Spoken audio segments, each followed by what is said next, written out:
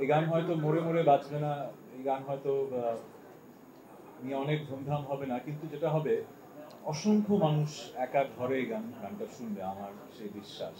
কারণ এই অবহেলার এই চিন্তাটা, ফিলিংটা সবার মাঝেই কম বেশি হয়তো জীবনে এসছে। আর যেটা হয়, আমি গত 20-22 বছরে অনেক গান করে যেটা বুঝতে পেরেছি, আমরা এখন পুঁজিবাদের সমাজে বসবাস করি, তো আমরা কাটতি খুঁজি, কিন্তু কাটতি খুঁজতে যে যে জিনিসটা হারিয়ে ফেলি, আমাদের শ্রোতা ভক্তদের সাথে একটা বন্ধন। যেটা হয় কি, একটা গান যখন লিখি, সুর করি বা মিউজিক করা শেষ হয়, অনেক ইমোশনাল ব্যাপার।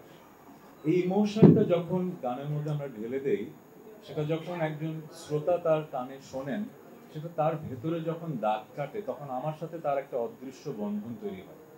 এই বন্ধনটা যুগ যুগ ধরে থাকে, কিন্তু একটা গান অথবা 10টা গানের জন্য।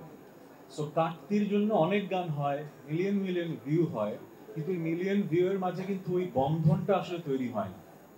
সো আমি আসলে যশ খ্যাতি এত পেয়েছি, আমি কাটতি চাই না সেটা আমি বলছি না, কিন্তু আমি আসলে এই জায়গাটাতে খুব বেশি আমার প্রেম, যে আমার এই গানটা কি আমার ভক্ত শ্রোতাদের মনে আমার সেই বন্ধনটা তৈরি করবে কিনা। কারণ আমি যা ফিল করেছি, লিখেছি, সেটা ওনারা বুঝতে পারছেন কিনা। আমি ধন্যবাদ জানাবো স্মৃতিকে এত সুন্দর একটা প্রজেক্ট অর্গানাইজ করার জন্য। ওর সাথে আমার অনেকদিন ধরে কাজ করার কথা ছিল, কিন্তু এই প্রথম কাজ হলো। সো খুবই গুণী শিল্পী, থ্যাংক ইউ স্মৃতি ফর দিস ইনভিটেশন। আর আনোয়ার ভাইকে ধন্যবাদ, অনেক বছর ধরে উনি বাংলাদেশের মিউজিক ইন্ডাস্ট্রিতে কাজ করছেন।